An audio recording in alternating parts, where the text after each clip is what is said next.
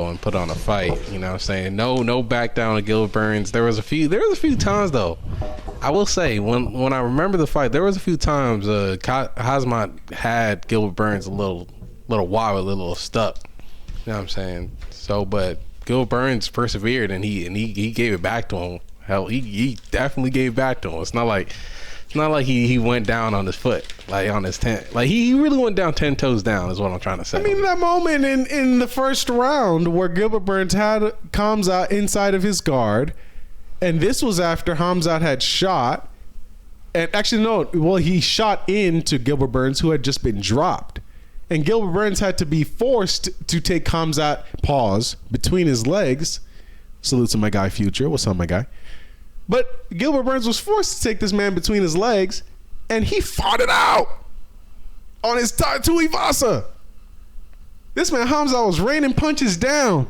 He was on top of Gilbert Burns. And Gilbert Burns said, nope. Sleep.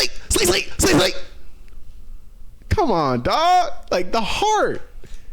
And the fact that fight did not get at least a split decision, this is just my live reaction right now.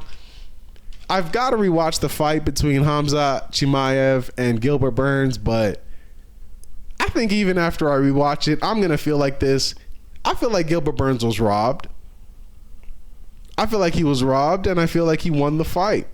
I feel like every time, and this is just from my memory, I have to really analyze this fight in another viewing, but every time Khamzat posed some sort of threat, Gilbert Burns answered back with hard-hitting counters that stopped Khamzat in his tracks and actually gave him a threat to be aware of. To say, oh, I'm not going to just ragdoll this guy like everybody else. And that should have been counted for something. And then the fact, I mean, just the big pivotal moments. Gilbert Burns does a kick to Khamzat after this guard attack that Khamzat employs, wherein Khamzat was in between Gilbert Burns' legs, pause, and Burns is fighting from the bottom, pause.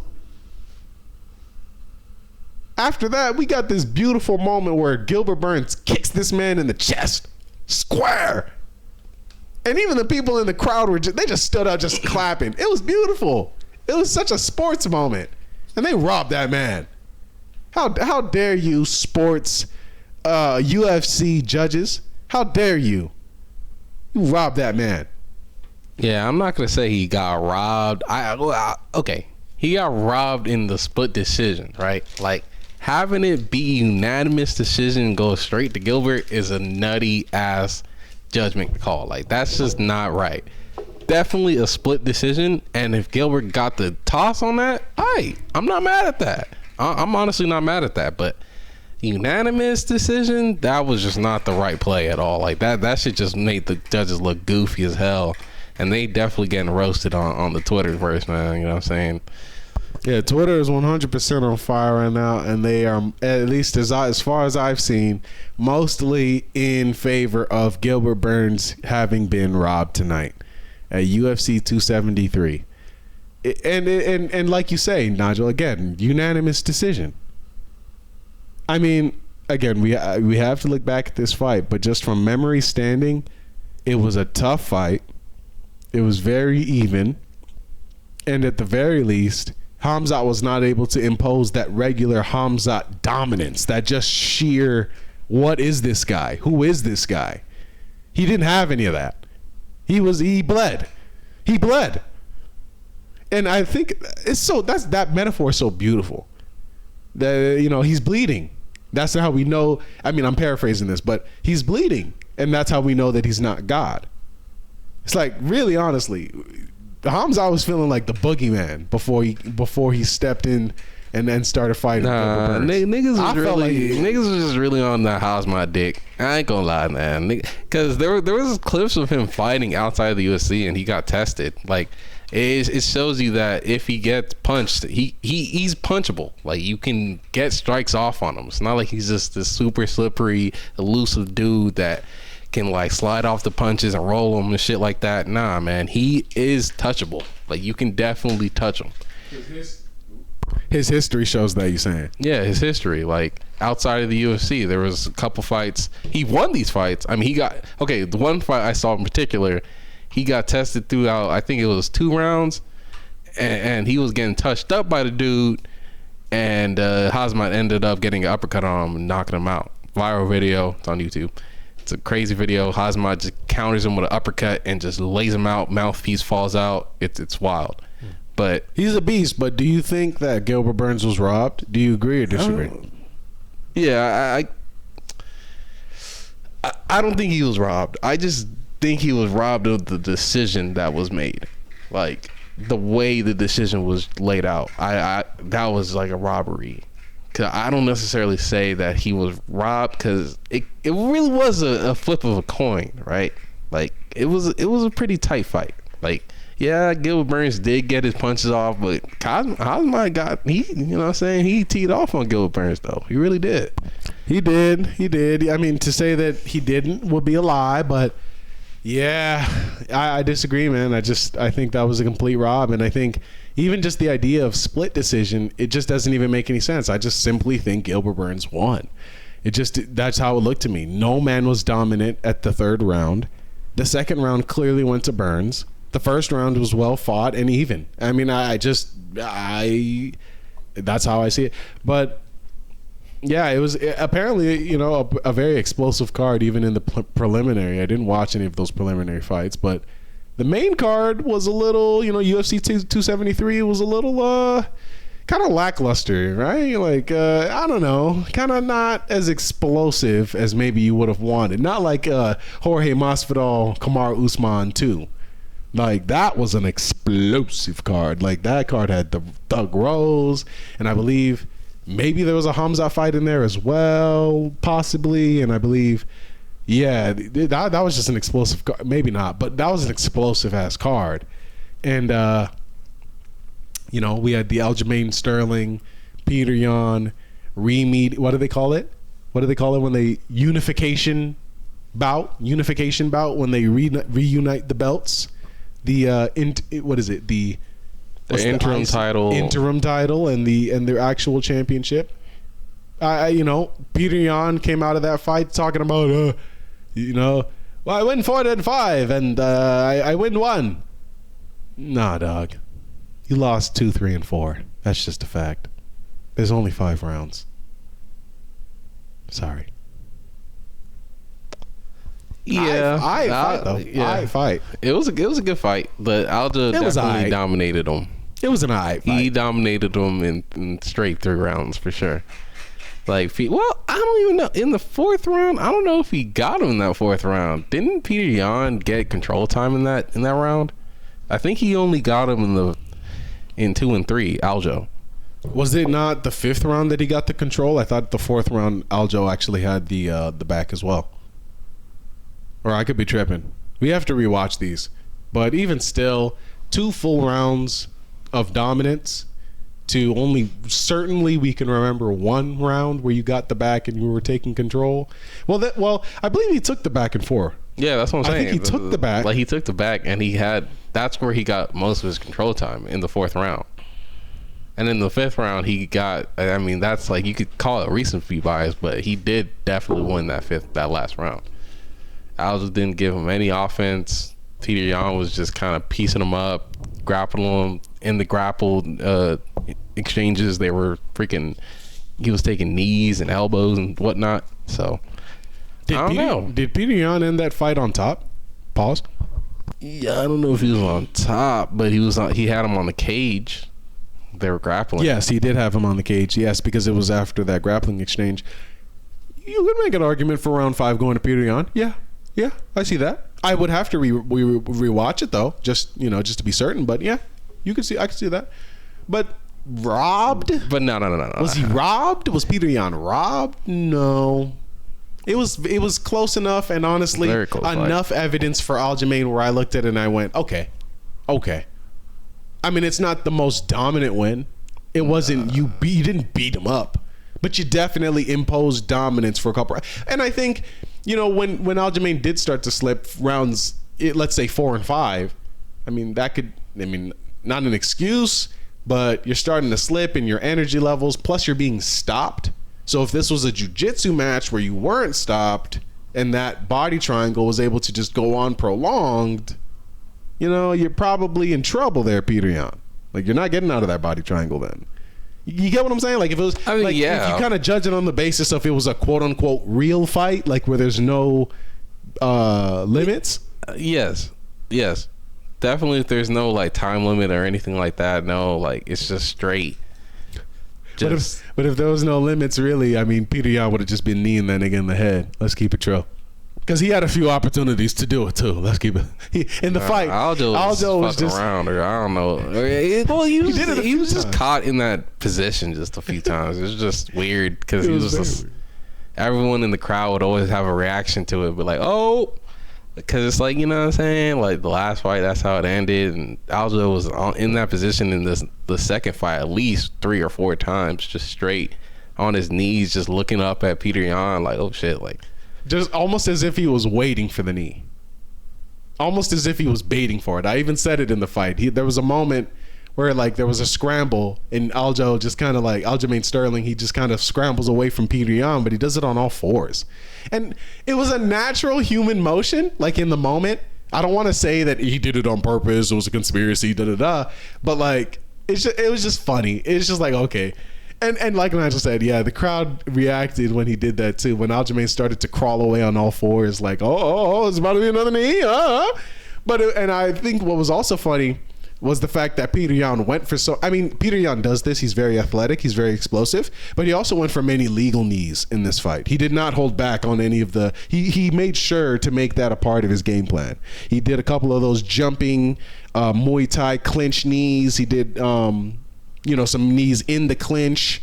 He didn't keep his legs reserved. I think maybe the leg kicks, maybe he was a little more stand up, a little more boxy, a little more. But but his knees were flying though, which is funny. The Petr Yan I saw tonight though, I'll say this, wasn't the Petr Yan I saw when he fought Corey Sandhagen. Like he's just seemed a little more just aggressive. Like he really wanted to take out Aljamain Sterling's head off that first round, swinging for the fences like.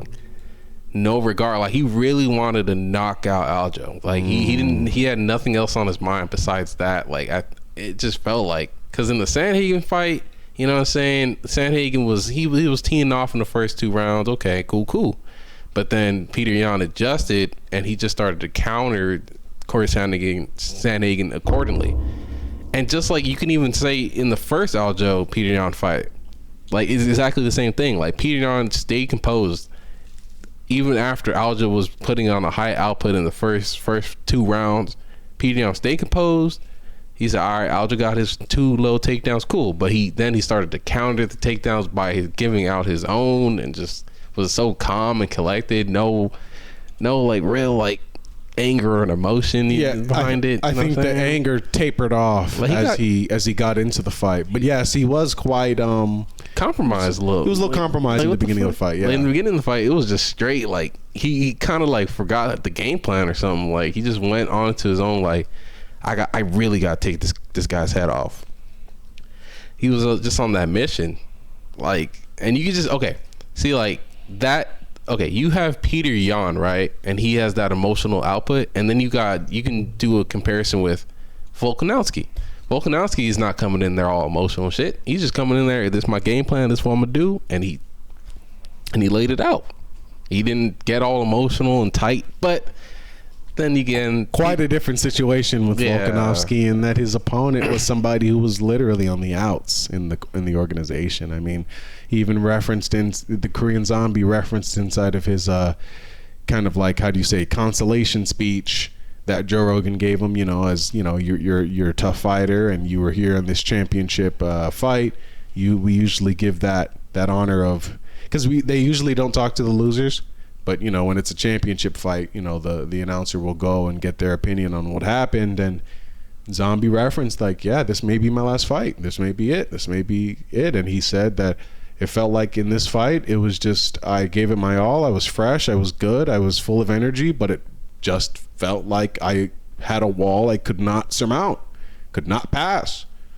And after the interview, immediately after, he breaks down and hit his knees and just started to bawl. And that just killed me a little bit. I mean, just, these guys, they put so much into this, and we, it's just our entertainment.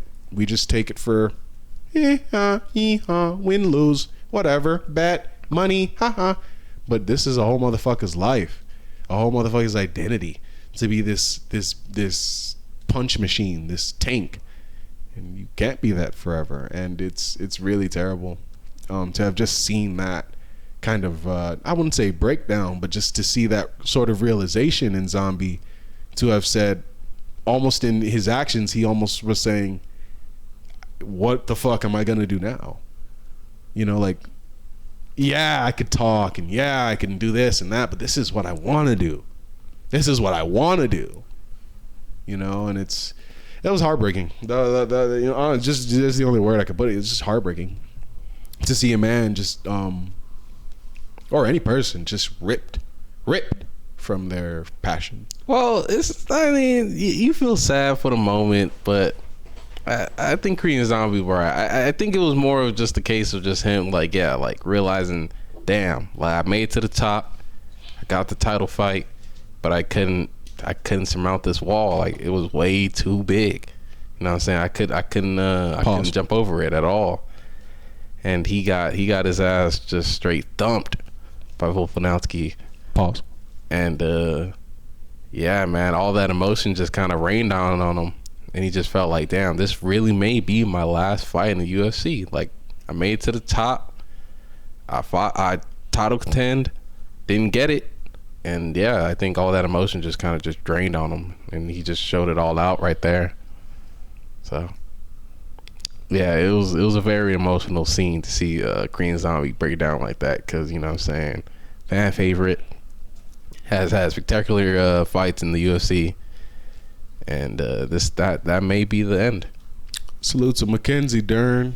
Oh yeah, she got that dub over. I don't even know the other girl's name. I apologize to the other fighter, but she got that dub, and I really believe it was just because of that fear of the submission. I mean, the submission locks that Mackenzie Dern was engaging with her opponent was it was vicious, even in the standing. So salute to her. A little honorable mention. Well, it was a good UFC 273. It was dope. It was dope for sure. You know, at least for what I watched. I was very disappointed, especially with the Burns Chimaev thing. It left a very bitter taste in my mouth. It really did. It really did. I didn't see it as a win for Chimaev. Full stop. I just didn't. No. And I think even with evidence and with reviewing it, I will still see it like that. So, Bernie. Anyway, man, we're kind of drunk here. Off of some rum, and I drank a little Pepsi with the rum. Welcome back to the Rambling Rogue Show. I am your host, Rambling Rogue, a.k.a. Gires. I was about to say the other pronunciation that I don't like because I'm drunk. Gires Rogue, a.k.a. Rambling Rogue, your host. And as always, joining me is my bro host with the mo host, the man, the myth, the legend, Ndubby. Yo, what up, man? I think these California mosquitoes is eating me alive. You know what I'm saying? Like, I'm scratching my right arm a little too much, man. This shit feel weird. Nigga, let's just stop scratching it. Nah, man, it might be malaria or some shit. You know what I'm saying? This shit real deal spill. You know what I'm saying? It's scary out here, and watch out for those mosquitoes. They coming back outside. Malaria? Springtime, you dig? Hey, y'all, watch out for the malaria in the springtime. These mosquitoes ain't playing. If you future, watch out for them humongousoid, humanoid tarantulas. You know what I'm saying? These motherfuckers got 6 foot tall tarantulas. Oh, he in Australia? Yeah, motherfucking in Australia, man. Salute to my dog Future, though. That's some scary ass shit. Australia really do got like those spiders or webs everywhere, or there's a certain town where there's just literally spider webs just like out and about. Like, spiders are everywhere. Like, when you know what I'm saying? Like, you walk Spider-Man spider webs? Yeah, like type shit, you know what I'm saying? Like Spider-Man spider web, big ass webs just out on the phone and the light poles and shit. Like, yeah, nigga, I heard some crazy ass stuff over there in Australia. Y'all Australians got it down bad, man. Spider come down your neck, turn into motherfucking Spider-Man and shit, you know what I'm saying? You the Australian Spider-Man. Slink! slink. You know what I mean? That shit cool. You know what I mean? So salute to y'all. That shit cool. Nah, in reality, y'all might get fucked up and like die because that's some poisonous ass shit. I know this guy's just on comedy time because if he ever saw a man-sized web, he would be shitting bricks. We were watching Spider-Man at 5 years old, and this guy still has the memory of running out of the room when all we saw was Peter Parker get bit by that fake ass CGI spider. Speak on it. You definitely, you talking real like oh yeah man, it's Australia. You would be the first one to be running through back to the outback. Nah, I wouldn't want to go to the outback. The motherfucking kangaroo box my ass. And that's what I was about to say. What you mean, man? The kangaroos are kangaroos. I heard kangaroos are real aggressive too. Like they rip your nuts off. I don't know about that. That might be more like that's bamboo what I heard. Shit. I didn't know that might be more bamboo shit. Like, you know what I'm saying? Those pink butt monkeys. I heard they box you up and then they rip your nuts off when you lying there. Are you serious? No. Okay. All right. Yeah, I was like, damn, that's some vicious shit. I think you know who I know what animal does that? I believe that's coyotes. You know what I'm saying? When they come in a pack, I heard, I don't know if this is true, but I heard a story. I guess it's like the 17-year-old girl in Canada. She was walking home or some shit, and a pack of coyotes came at her ass, and they kind of mauled her. And how they maul you is they eat through your asshole. Mm-hmm. Yeah, I like that. And that's how they that's how they kill you. That's kinky. Yeah, they eat through your booty hole. You know what I'm saying? And yeah, they really fuck you up. Some real scary shit. That's why I'm always scared at, like, you know what I'm saying, the animals around here. You see an animal, I get a little perked up, I get a little tense. Well, in sunny California, all we have is mountain lions. So really, you really have no risk of being mauled. And bears. Yeah, but like bears, with the mountain lions, they're so entrenched in the woods and whatnot. Like, you know, they're so deep in the bush that I really don't think you have much worry of ever encountering one. And encountering one is more like, oh shit, there's a bear in our neighborhood. Like, what? Like, that's like we need to get animal control, like 5 units. Nah, nigga. There are actual human beings that live here. I told the story already, man. DoorDash in the area we live in, man. They said they saw a brown bear in their yard. See, they was capping though, dog. A brown bear or a black bear here? or a black bear. But see, actually, we do live around the mountain, though. Nigga, we do live around the mountains, and it's true. Bears came down after the California fires last year. It's facts. Hey, pray for us out here in sunny California. We out here going through it. It's a war outside. We got bears. We got, you know what I'm saying? We got black widows. You know what I'm saying? Hella black widows. Them black widows will come. Well, not. But honestly though, like all these things, all these animals are usually really scared of humans. They're not really gonna confront you unless they're really hungry. Like, they ain't gonna do shit to you unless you do something. Like, a black widow won't actually just bite you for just no reason. Like, you gotta agitate it. The brown bear gonna fuck with you though. The brown bear, that's a grizzly, right? Huh? That's a grizzly? Yes, sir. Yeah. I mean, in the name, a grizzly. You see why I be saying that word, chat? You know what I'm saying? That's why I be saying grizzly. As in, I have no remorse.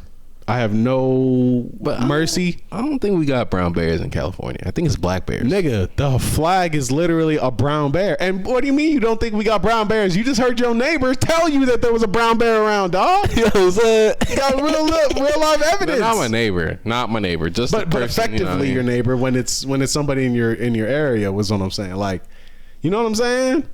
That's scary, man. So they're here. Well, I honestly, we don't have brown bears because I'm pretty sure they're extinct. Like, I'm with you on that, but like, when somebody says it, that's just scary. I don't know what to believe. Yeah, man. Like really put in your mind, in your head, your mind space to just really see a black or a brown bear right in front of you. Imagine that motherfucker just sounds like Rogan.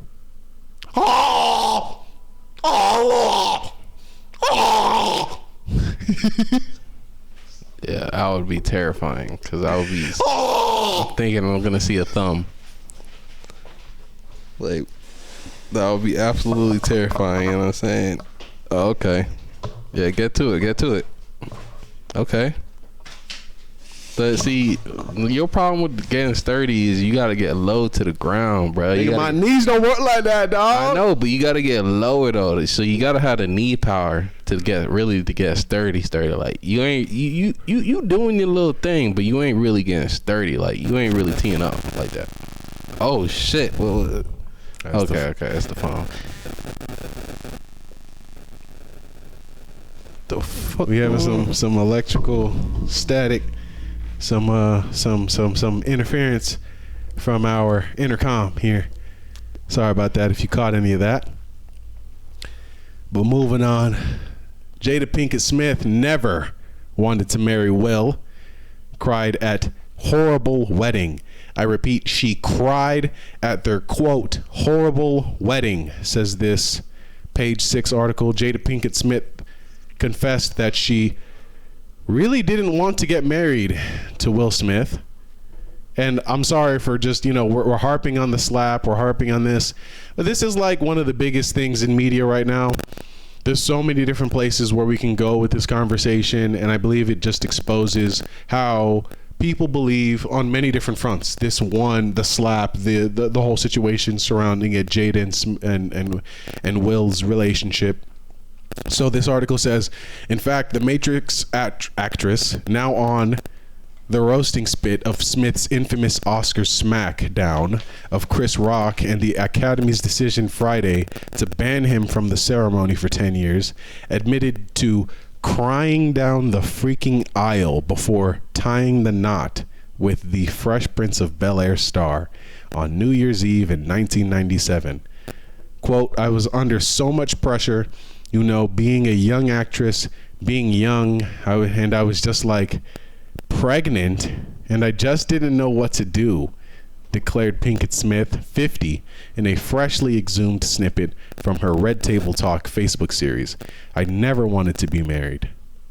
I repeat, I never wanted to be married. And, at this point, articles like this, just, the looking into the relationship, I think it's, things like this are just taking a further look and a deeper, more, how would you say, introspective perspective on their relationship that is not necessary. I just think it's so clear, the writing on the wall.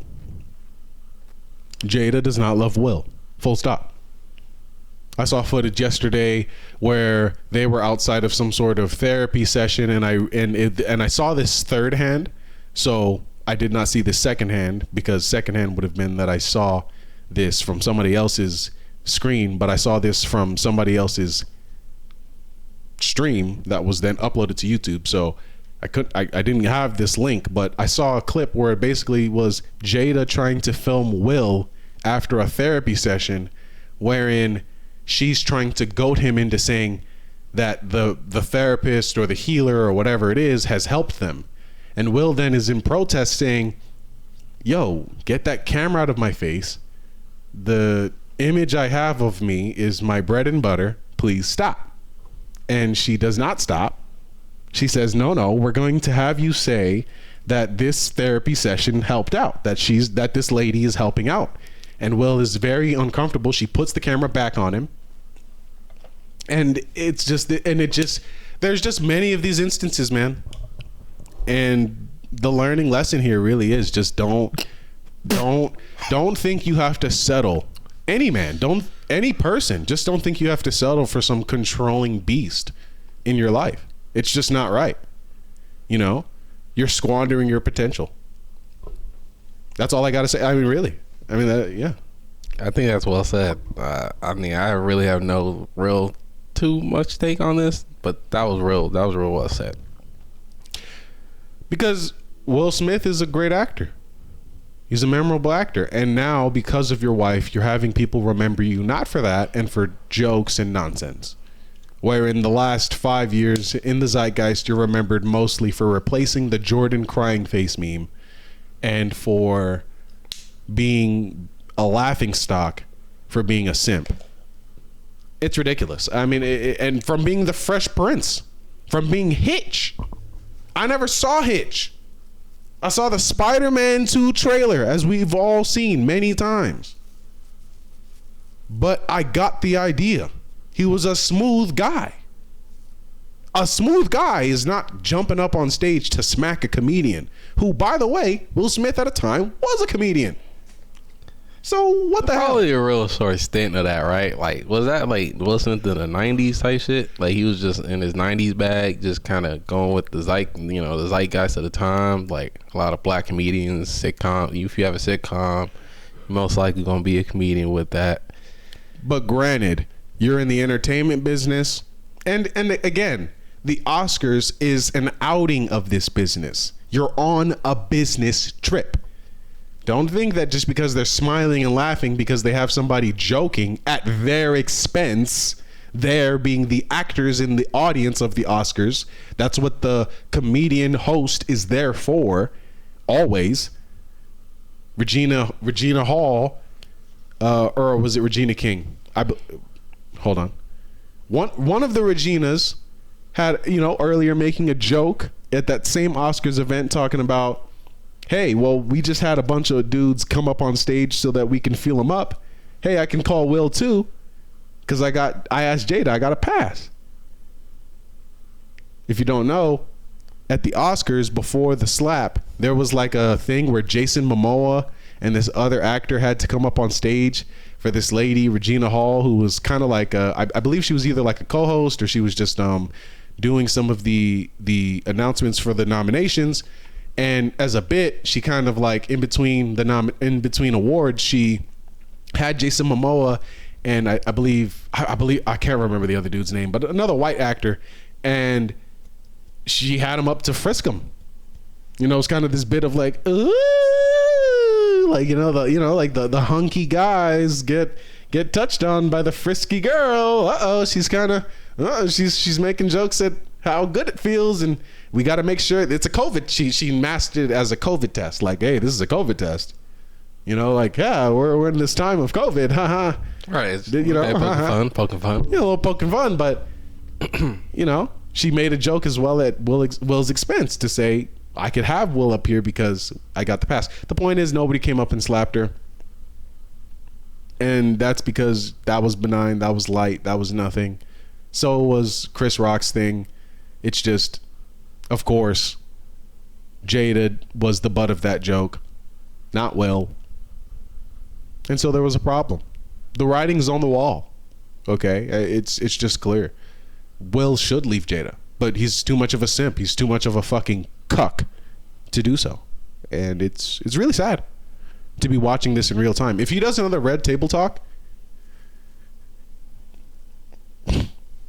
he will be nuking the rest of his reputation. Let's just put it that way. At least for a good while, I believe. I don't want to hear you talk about this, Will Smith. I'll still watch I Am Legend 2. You know what I'm saying? Like, I'm still watch I Am Legend 2 when it comes out. Will they film I Am Legend 2? Because it's not just me that has an issue with you just walking up on stage. And then I don't know if you saw this. T.I, who's been trying to be a comedian, and all respect to T.I. Very well respected rapper, very well respected in the streets. I'm not a street guy. I don't. T.I on this, I think. Go ahead. But T.I recently was at a comedy show as he's been trying a stint in comedy after his allegations of sexual abuse, rape, and some other R. Kelly-ish type of shit. He's trying a comedy stint, trying to, dip his toe into different things. He also had his Expeditiously podcast. At this show he was just recently at, I believe in Atlanta, he goes up and heckles a lady, stands in front of the crowd that he just got done performing in front of. Mind you, he did a 30-minute open mic performance. 30 minutes, which apparently for an open mic performance is quite long, because they're usually about 5-6 minutes. Try out your shit, and then we get to the next act. But we give you some respect. You're T.I. You're a name. You get that respect. You get that praise. This is not your field of knowledge. And what do? A lady speaks out of your name in the field that you're stepping into, and you shit on her. So T.I stands up in front of this crowd, He starts berating this lady, says, "You not gonna speak on these charges, these allegations. That's not real. We gonna dead that, such and such." And I believe he even, I don't believe he called her a bitch, but he was like, "Nigga, you not gonna say that," and da-da-da-da-da. And there was even a point where T.I rushes the stage, gets face to face with the comedian, female comedian at that, and he snatches the mic from her. Really? Really? Is this on video? This is on video, actually. I can find this for you in a second. But what I saw like a little headline that said T.I says he'll give this person that the comedian $1 million if he can show her a video of him saying that she was a bitch. And I guess she posted the video, and T.I had yet to respond. The reason why I was saying I don't know if T.I had called her a bitch was because T.I had came out in response of the video and this story coming out to say, well, no, like Nigel saying, I did not call you a bitch. And he was refuting, I guess, that point only. But I'm not sure what else he was refuting, but he definitely heckled the shit out of her show, completely cut it off, took all the attention, put it on himself. Let me find this. I mean, it's just a terrible way to conduct yourself. I mean, no matter who you are, I don't care. And it is the precedent that is set after you. Some people think it's funny for somebody to just go up and slap a comedian just telling jokes. Like, you get offshoot effects like this where you have people just rushing up on stage and taking mics, just wilding, in my opinion. I mean, just hold on, let me find this footage here. Let's see this. Let's get this up on the big screen. I'm gonna get this linked up into our audio here. It's really egregious, bro, because this is just really not how you're supposed to act. I just find no excuse for this. Continue to confront you publicly, verbally. And the female comedian, if you're not watching, she's dancing through it. She still has a mic in her hand at this point. We've never had a forum on crime. T.I is innocent. I truly believe it. Get it up for him. There is no charge. I don't want to hear none of that shit. Don't play with me about that. I haven't put his mic. Hey. Don't play with me about that. I'm not. The one thing I am is a comedian. I'm not playing with you. See, now you're getting misunderstood. This is not a rap battle. This is not that. This is a motherfucking comedy show. And be clear, if I want to make... And so right now, as this lady is talking, T.I is approaching the stage, walking quite slowly, and he's coming to... We don't know what he's coming to do. Nobody does at this point. Jokes about something, I'll make jokes about something. He comes in for a hug. Absolutely. No, you're not going to tell me... He's hugging her as she's talking.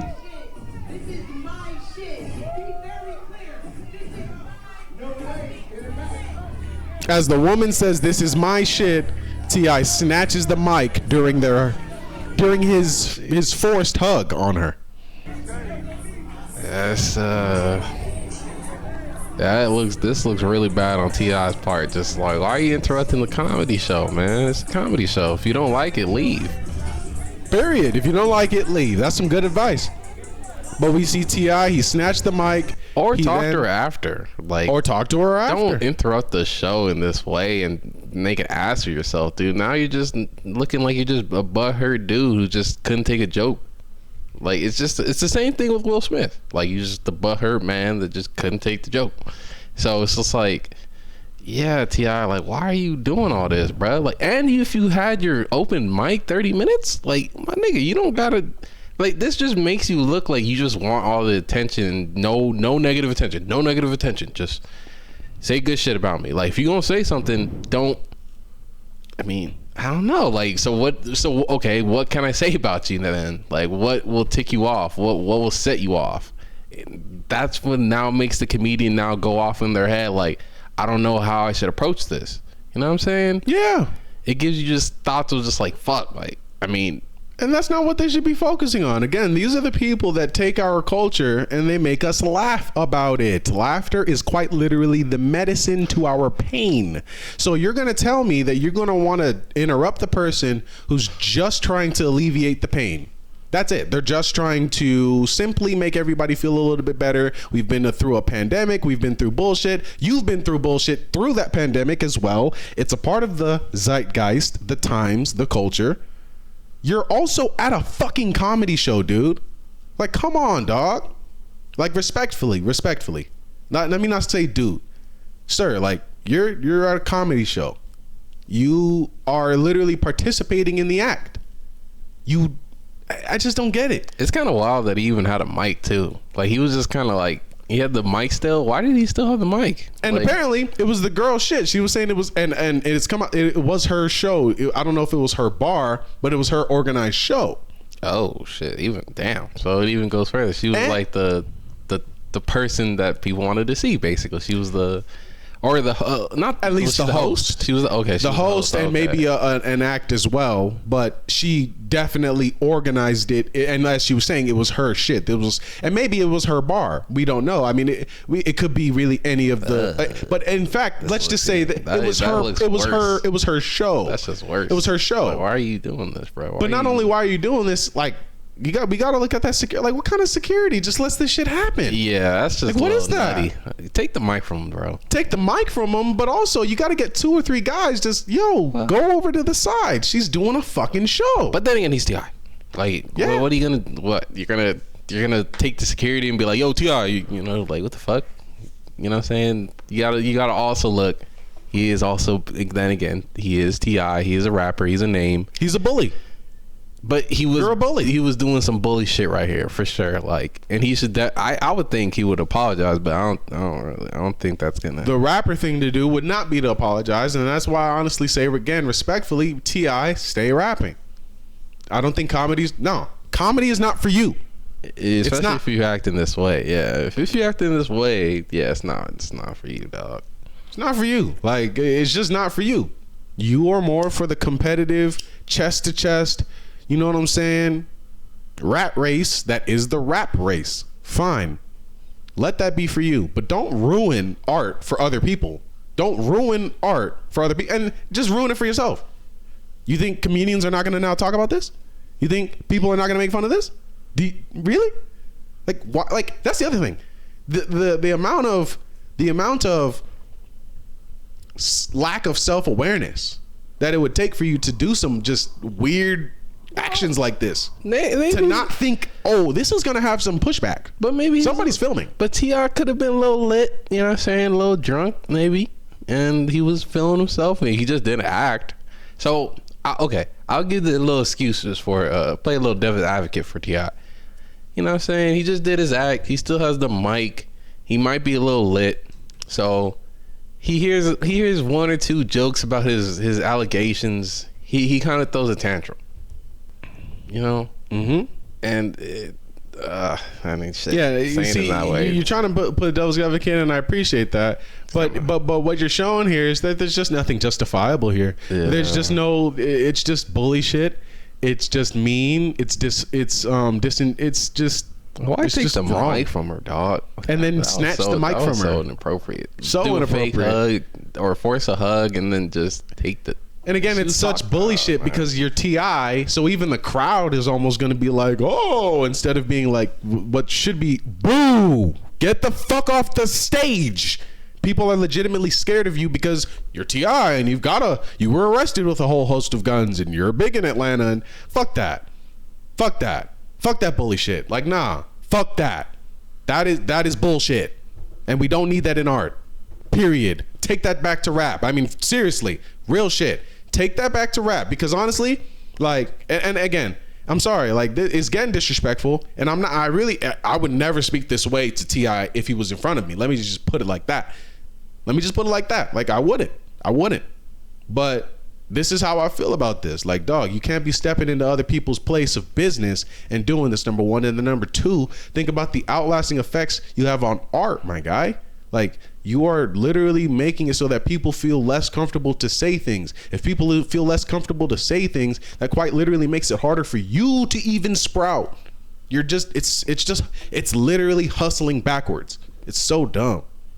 And it gets me a little aggravated because I can't stand the just mindless, just disregard of other people's art.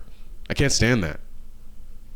I mean, and you could maybe make an argument that's close to that in the r/place debacle that me and Nigel and pretty much the world took place in, man.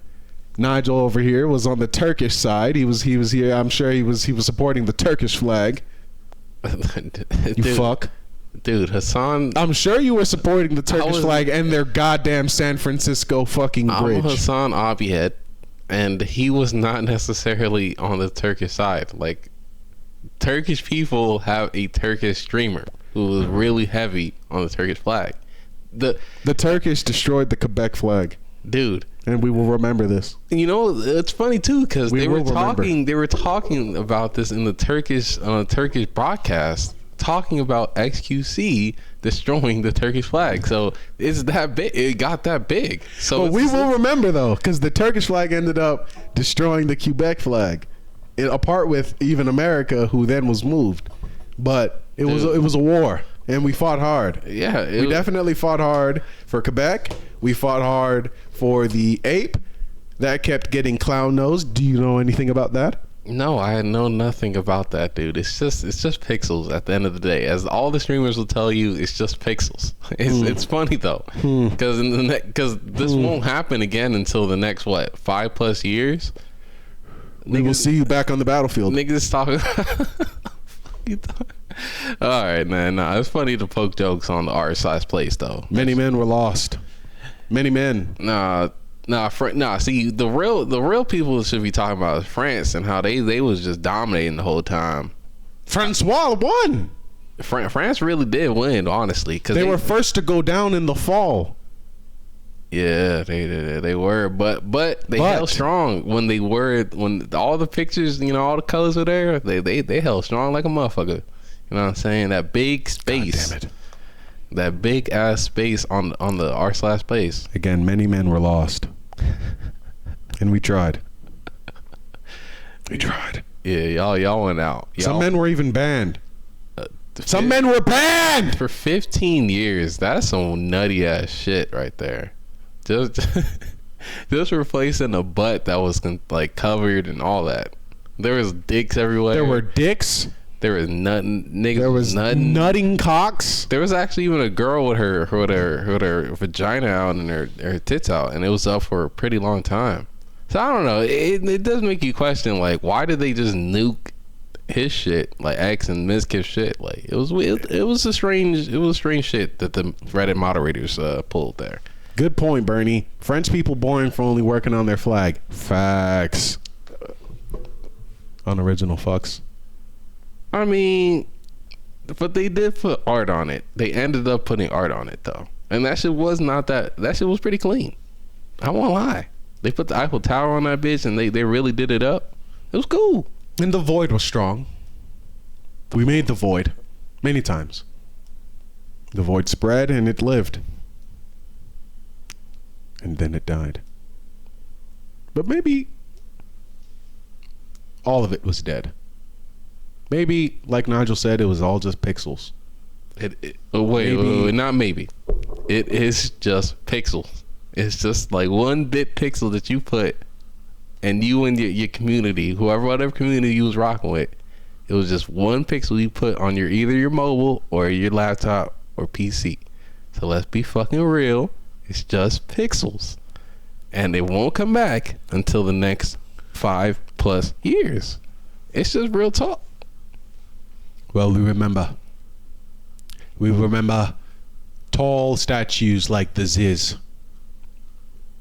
And of course, we remember the blue cow. Who could forget?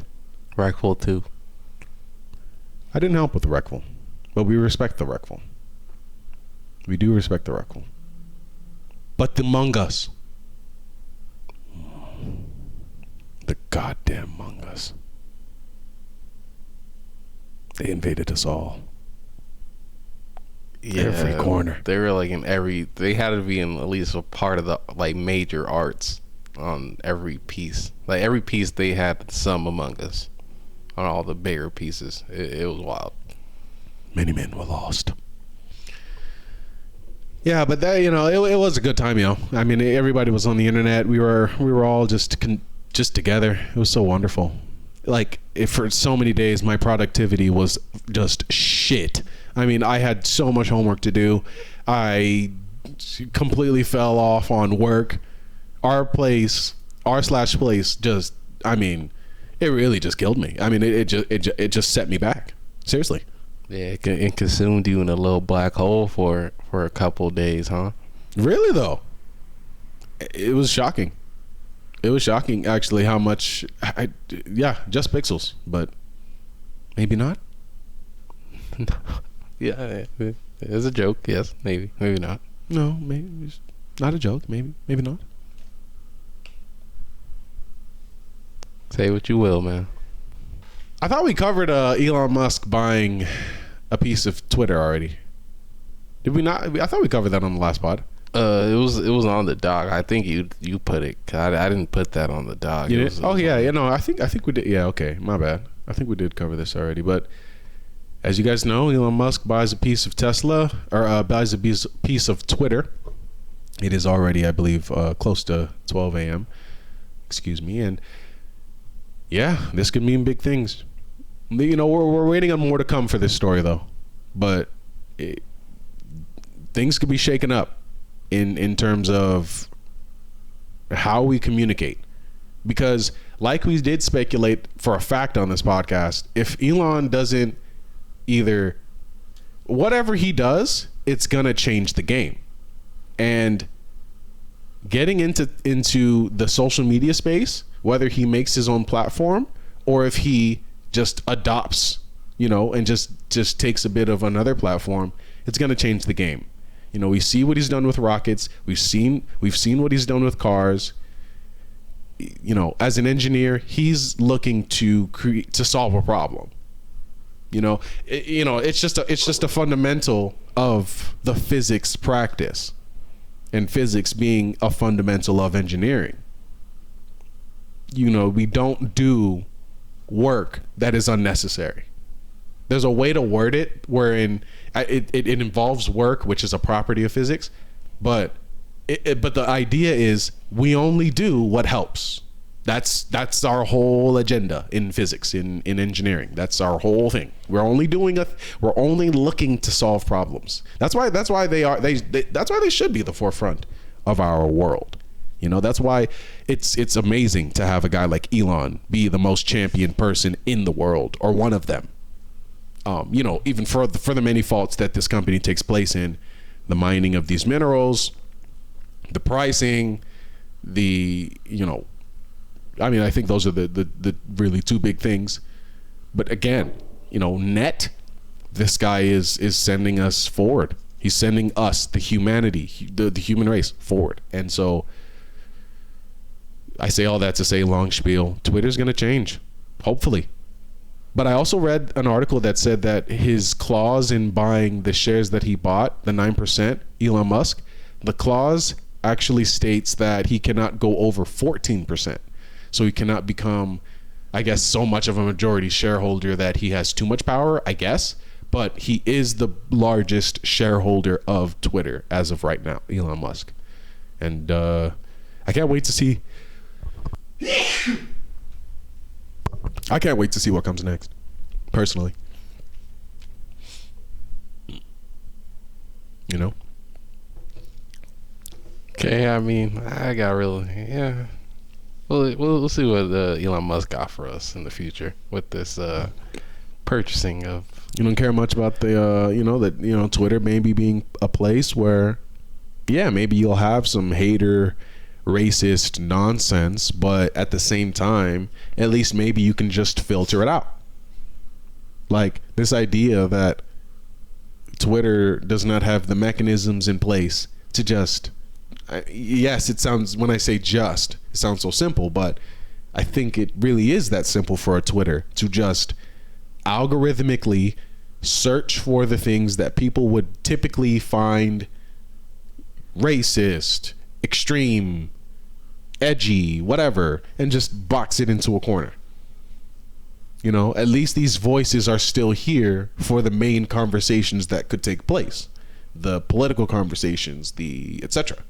You know, but you know, for the vast majority, because again, you're not going to be able to control how people act and react on the internet. You're just not. But you can at least maintain some civility. I do believe that. I strongly believe in that. You can maintain civility and you can make sure that everybody has a community. There's enough space. You can make sure that everybody has a community. Because that's all people want. They want to be included. And what we're finding now, I mean, and this should be no surprise, like 4chan, like any of these places that allow anybody to pretty much go on and post, we're finding that these alternatives to the mainline social media sites are having user experience where people, at least according to Joe Rogan and the Joe Rogan Experience, you know, users are experiencing, hey, like, there's just a bunch of crackpot dipshits on here, like, just toxic, totally toxic. Like, what do we do about that? And of course you're going to get that on these alternative sites. It's almost natural. These people have all been banned from like Twitter and Facebook and etc. But I mean, I don't know. I just feel there's always going to be toxic people. There's still toxic people on Twitter. Yes. Yeah. You know, racist, all that. They're still on Twitter. I mean, it's not like they're all not all of them are banned. Like you can find them. You just have to look at certain comments, certain people's comments. You'll find them. Yeah, that's true. But a very large amount of the people who, well, I feel like they may even just use both, if anything. No, like, but many people make it an alternative. Like once they get banned, they make it an alternative and switch over there. I feel like they're in both communities of 4chan and then, or whatever, okay, Reddit and then also Twitter. But did you know that Twitter does IP bans? No. So an IP ban is when you are banned from your entire phone. Like, you can't just make another account. You can't just make another email. You would have to get a new phone that has another IP address assigned to it exactly. So they do this to stop people from being able to make accounts like you're saying and just kind of just pop back up. And when they do this, it does, because most people, they're not just able to just go get a phone and just do that. So they just, hey, all right, fine, we'll just find whatever next place we can just spew our shit posts. And that's what they do.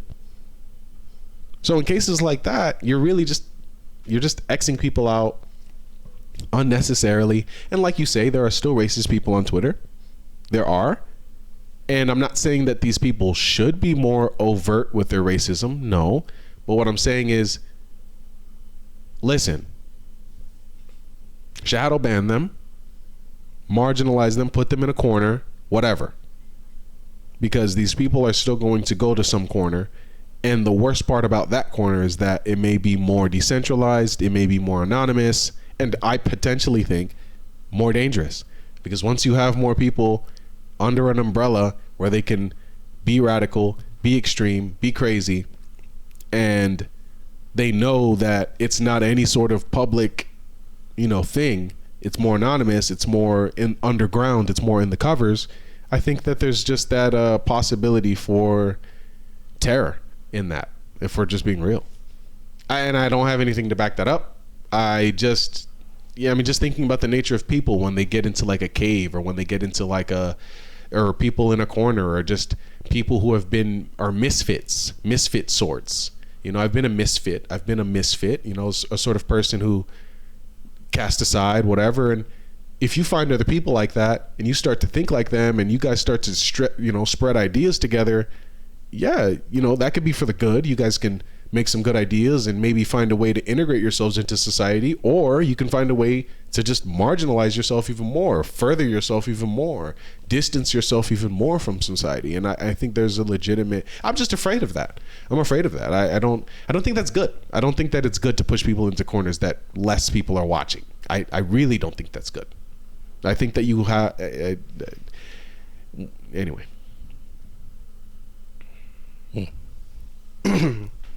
I have no more to say. I think Elon Musk getting Twitter could change things in the sense of like pushing like an edit button or something like that. Because just and this is based off the things he was talking about, like that, like, or trying to bring back Twitter's life, trying to figure out a way to get people back onto the app. Because he also he's been asking questions about it, like, do you guys want an edit button? Have you guys seen that the top 3 people on Twitter don't even tweet too much? Is that alarming? Does that mean Twitter's dying? You know, he's asking these little questions to see how people are feeling and trying to gauge what he can improve with Twitter, it seems like. I don't think the edit button coming is very likely. I think that I just think that tweeting itself is just, it's so special in that it's tweeting. It's already do it. It's an established thing. It's on the timeline. It's there. Editing it, I think, takes away that magic. No, a lot of people have been hampering for the edit button because, you know, like, I'm not disagreeing with that. Because, like, I mean, because there's always those tweets where you just make a little mistake and you're just like, damn, I wish I had edit button, but now I got to put it under. I got to put it under the tweet now, like that. Or you don't. But, you know, just people. It's just people are gonna be people, and they're gonna be like, yo, you know. So they're gonna talk their shit. So it's like, if you could just put it on Instagram, if you can be like Instagram and just change your caption and just edit it, then yeah, you're just. But then in a competitive nature, if you're just like your competition, how does that separate you or make you anything that makes people want to actually go to you or flock to you? How does that make you special? If you're just like the next person, Instagram, how does that make you special as Twitter? Well, I feel like that'll just bring more people to the. I think it just brings more people to the platform because it's like, well, people they want to edit their tweets. It's something that a vast majority, or at least as far as I know, a vast majority of people I know will say, yes, I want an edit button. And they're also testing it on the Twitter Blue, which is the subscription based Twitter. So they're testing it out. So we'll see how that goes. I mean, but like they are doing live tests on it right now. Yeah. I really don't. I just don't see it because again, I gotta ask. It's like, yeah, a lot of people want that, but like you say you want McDonald's, or you say you want sex. But sex could have STDs. McDonald's likely will lead to your heart disease and cancer. Like, I don't think necessarily what people want is always what leads to a benefit for the company that's providing it. Namely, like if you're a Twitch streamer and you just follow what your chat wants, you become like IShowSpeed. That's exactly what happens because you become a person who... You're a caricature. You're whatever the chat reacts to, whatever gets them lit, whatever gets them hot, whatever gets that immediately and the fastest too. It's not just lit and hot, but it's whatever gets that the fastest. You're gonna go towards it, and it's the toxic nature and behavior. So similarly with Twitter, it's like, you know, with the edit button, I just feel like, okay, oh man, I had the point, but I was just trying to say like. Oh man, I had the point. I kind of lost it. Honestly, I'm kind of high. But you know, you're gonna have to switch up your nature. Man, I had a really good point in linking these two, but they're so different.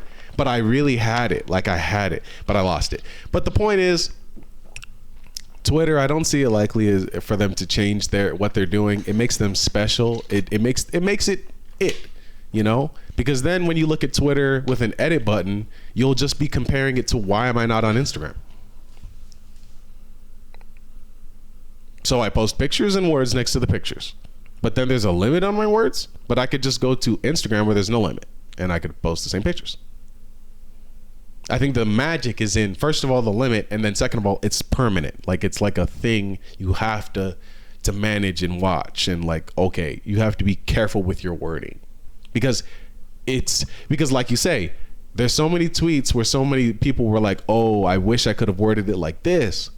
But for the people who worded it perfectly the first time, that satisfying feeling of getting that ratio or whatever, just getting that big, you know, just clump of likes and retweets, that's very satisfying.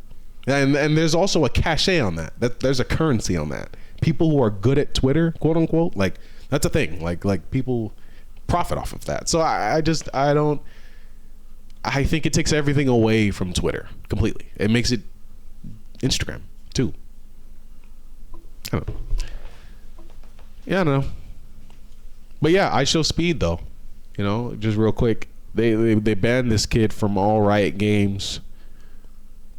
All Riot Games. So he had a viral clip on Valorant. I don't even want to look for it and play it. It's kind of viral. It's kind of wild. You can look it up. But Duke basically is just talking to his teammate, calling her a bitch, and he says, "Is a bitch talking to me?" And he keeps screaming it in his very IShowSpeed style. Once you've seen one of his videos, you'll know exactly what I'm talking about. Just screaming, just whiling, and just, I'm not one of these Valorant niggas. Y'all ain't gonna talk to me like that. Just being toxic. Hey, man, and you would think that that's a product of the internet. That's just what it is to be on the internet. He also okay. This is a dog pile a little bit, but yeah, I also saw a clip of him on Ada Ross's like dating E-date shit. I think he was one of the finalists or something, or he was talking one-on-one with the girl, and he asked her the question of like, so what are we gonna do for, like, we're the only two people on Earth, and we have kids, and we gotta have our kids, like, make kids. And she was like, well, I wouldn't want that because that's incest. And then he just kept on yelling, and then he got a little in his bag, sort of say, and he was just like, what are you gonna do to stop me? Like, he was just trying to say, like, what are you gonna do to stop me? It's just us two. What are you gonna do to stop me, type shit. And he just kept on saying that. And yeah, it just got a little weird because it was like Aiden didn't even had to come in. It was like, whoa, yo, man, like, relax. Like, we're just like, it's just content. But sometimes you can kind of get in your brain and, get influenced by your chat, just like how he is, and kind of go full throttle with the content, just do some bad shit, like, or just say some bad shit that shouldn't have been said, because he realized afterwards that he made a mistake. He was like, oh shit, wait, what did I say? So like, yeah, you got to know how to balance the two of toxic chat and how I'm gonna react to it. So do you think he's like a rapist or an assaulter or something? No, I don't think he is at all, but that was just what he was applying. But he apologized for it after he realized what he was saying was wrong. But I think he was just amping it up for the content, or he thought that was appropriate for the content, but it was just weird. It was just a little too far. Like, not even a little too far. That was just too far. Like, dude, what are you? Like, relax. Like, we're not. It's not that deep. Like, you don't gotta make your character so aggressive and violent like that. Like, you know what I'm saying? So, what do you think?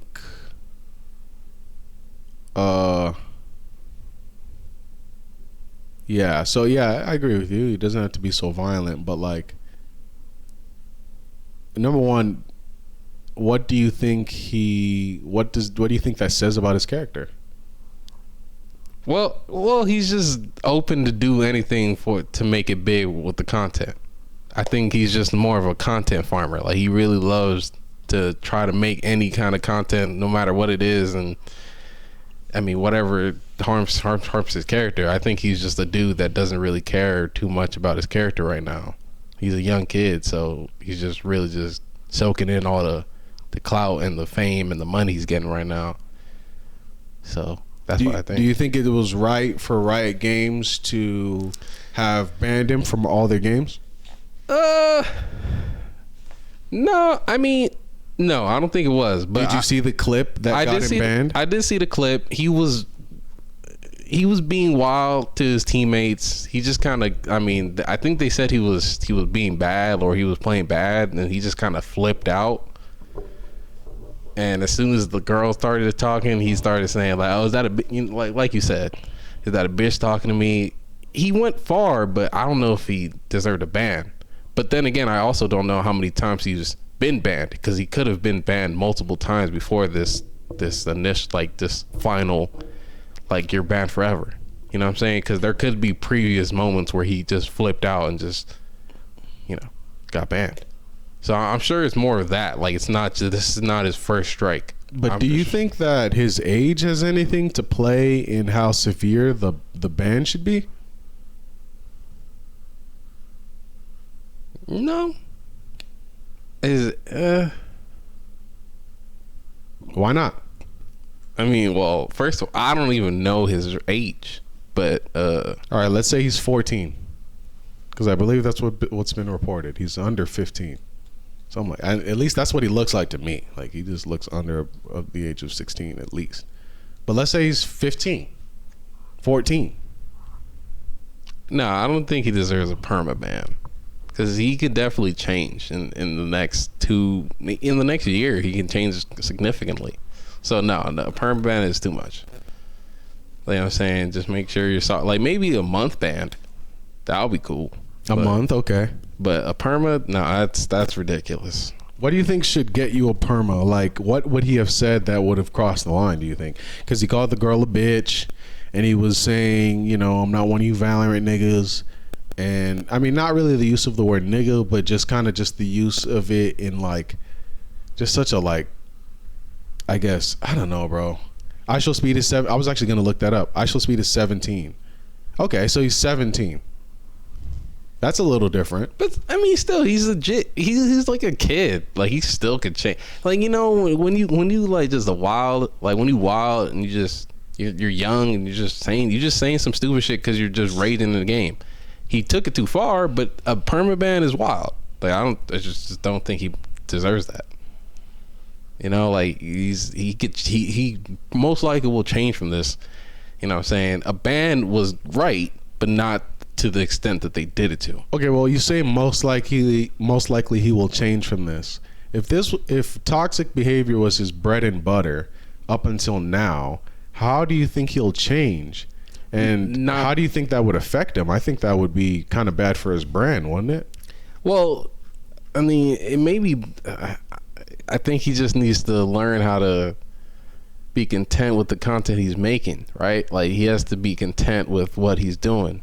And if he's content with just being a toxic person and breeding toxic fan or a toxic community, I mean, I don't see any much of him changing. I think he's content with AdSense. I think he's content with money in his account.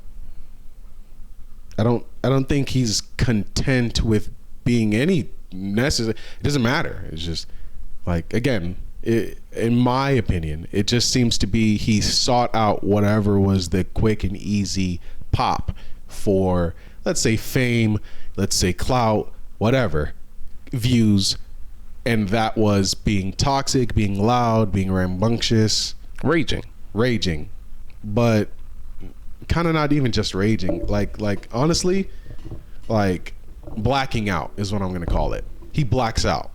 And I think that's like exactly the word I want to call that, because it's not even just because Tyler 1 rages. Tyler 1 has also been banned from League of Legends. But that's what banned from League of Legends, but I don't know if it was I don't know if it had a date on it, because he was eventually unbanned. I believe it was like an indefinite. We're not stating how long this is. It's just a ban. But okay. And he was reinstated after that. I'll agree with you that Speed does rage to the point where he blacks out. But no, I think that's just what he does. I don't even think it's raging. I think it's just blacking out.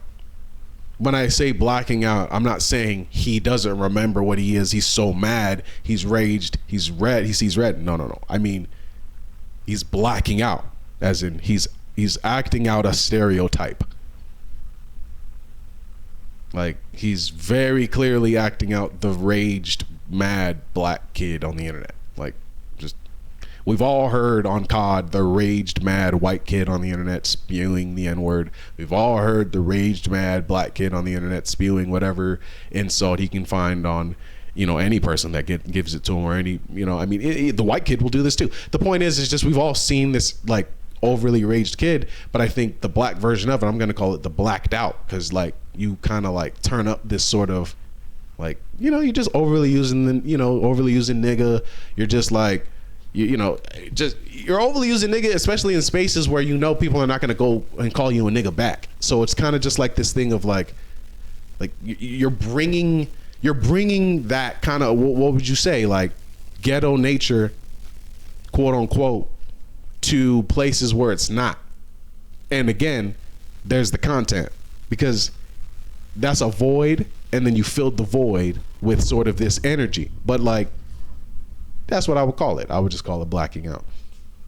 But yeah, that's really what I would call it, because like because you're not gonna see Pokimane ever be able to do that. She can't black out like Speed blacks out. She can't. She can get mad. Yeah, but that's not. But that's not her content. Like that, it's not even that it's not her content. She's an Asian woman. Like, she's not gonna just start calling people nigga and just no. But I know that. But I mean, I don't know. But that's a part of it, though. Like, but she can.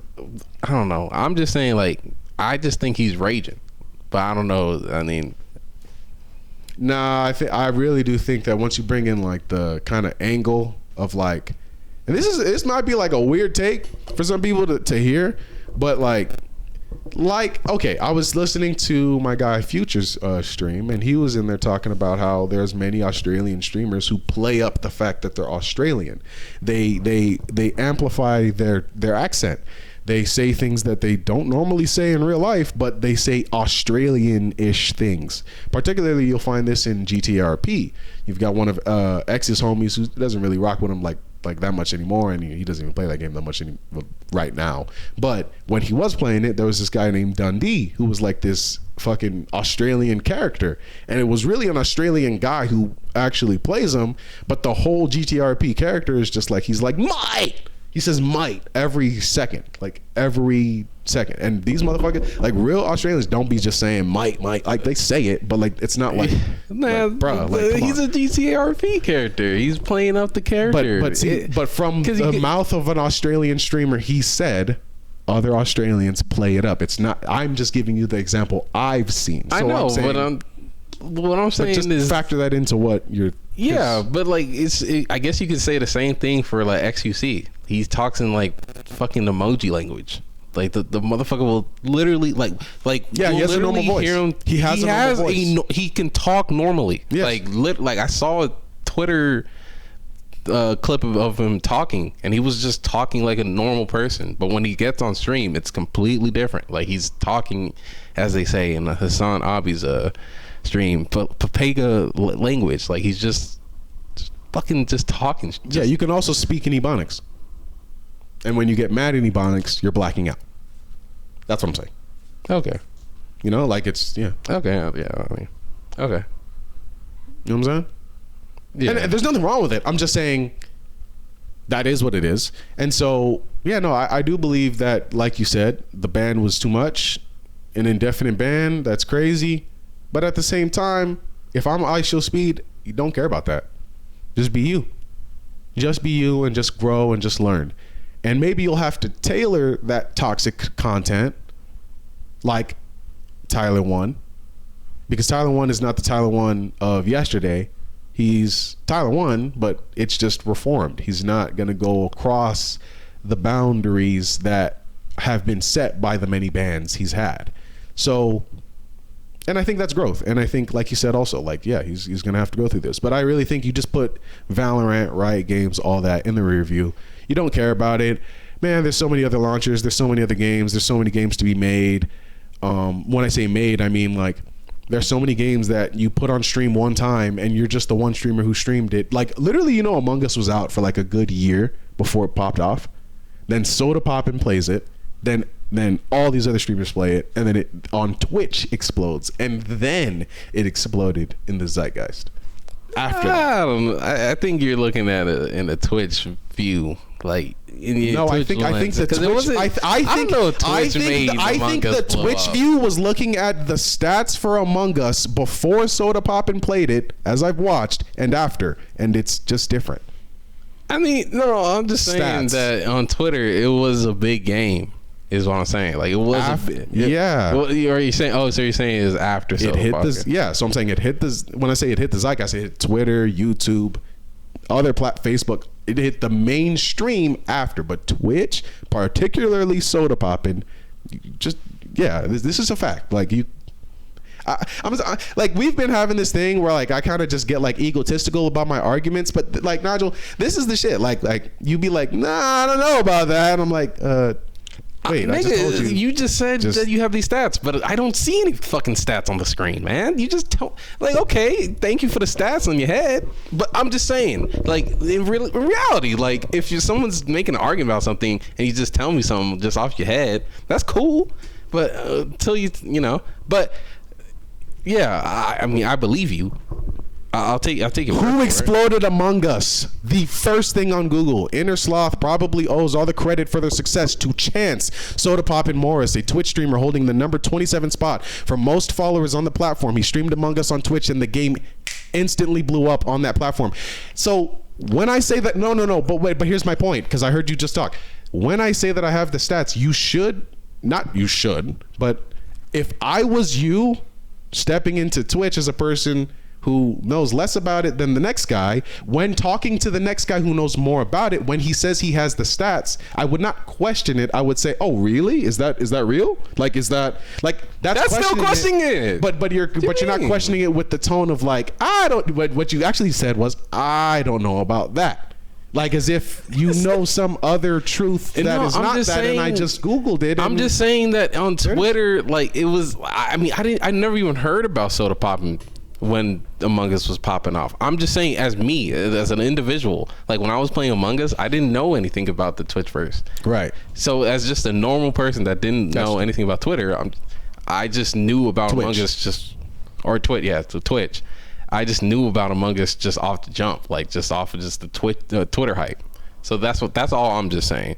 But you're saying that Soda Pop really got it into the zeitgeist and really put I'm also not just saying that. I just pulled it up for like and that's the other thing. Like I'm not just saying that. I just pulled I just pulled it up. Who blew up Among Us? It was the first thing. And I'm just saying, like, but once that's been proven, it shouldn't be you're just saying no. Right. Yes. The stats are. It's not even the stats are that. Yeah. It's just like at this point you could just say the fact. Like, it's just what I just said was just a fact. Like, it was just history.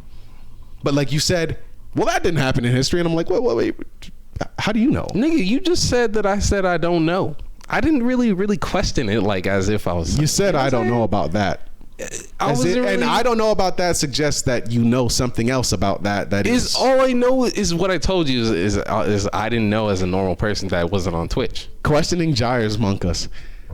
Come on. I'm just saying, like, come on. All right. Anyway, man. I don't even know how we got there. Rest in peace, Dwayne Haskins, though. Rest in peace, Dwayne, man. You know, it's the unfortunate loss that this young man had to lose his life getting struck by a truck. Oh, shit. Jesus. Yeah, Rest in peace. It's very, very sad situation. And 1987, man. Damn. You said what? Prayers up to his family and loved ones. You know, it's a sad situation, man. He had a bright future ahead of him. Yeah, that's heartbreaking shit, man. Moment of silence.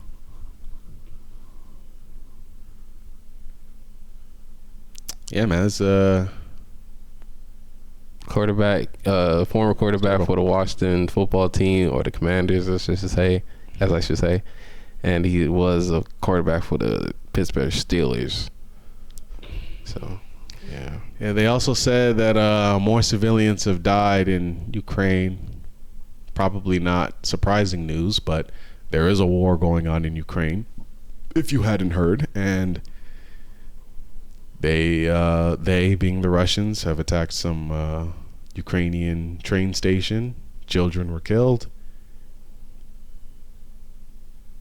You know, it's not in our lens anymore, our being American. We're talking about Will Smith and other things. It still is. It just, it's not. It's actually not. Local. It's phasing out just like the pandemic phased out. How we're not talking about masks or nothing. Like, there's nothing. Like, I literally go out without a mask. Nobody says anything. Most people don't wear masks. So, whatever. But, whatever. Whatever. Rest in peace. Prayers up. Be safe out there. 50 Cent post about Chris Rock. It was like a shade room post. Yeah. that that 50 Cent reposted said something to the effect of Chris Rock says he's not talking until he gets paid. 50 Cent captions this with, "This is about to be the most expensive slap you ever seen in your life. Chris Rock did the right thing, not bringing law enforcement into it. Brain song, cognac, leche de Meroy." 50 Cent, always branding. On every post, it's crazy. Shout out to 50, man. He's such a hustler. He's such a hustler, man. He's such a fucking hustler. Who could out hustle 50 Cent? This guy who is on the screen is 6'9". 6'9". Bang red. Like, I fucked up. The New York rat himself, the big rat, is popped back out. He's made a little teaser trailer comeback video that had him popping out of some kind of box or some shit, and he was like roaring at the camera like he was Wolverine. Honestly, that was ridiculous. Just go on that. Oh, you should have just clicked the page and then you would have. No, yeah. But nah, yeah, that shit was dumb. That shit was a movie trailer, and the lady was like, "You're gonna die" and shit like that, and this man got reborn on some literally Wolverine, X-Men 2 type shit. This nigga just comes back all charged up and shit. That shit was nasty, man. Academics post a lot. He just got his. By the way, Academics got his Instagram back. So it was on top. I don't even have. It was on top. I don't even have my soundboard up. But salute to Ac. Go down a little bit. Yeah, just slow. Yeah, you can see him like just geeked up right there.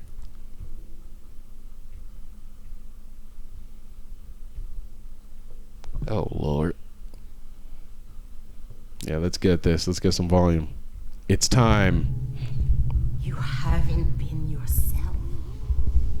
Fake mother. Don't be afraid. This is cringe.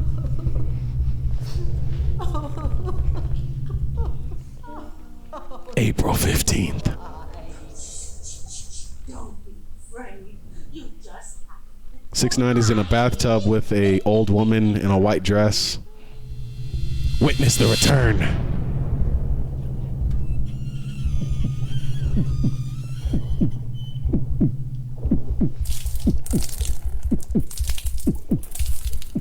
Come to mama.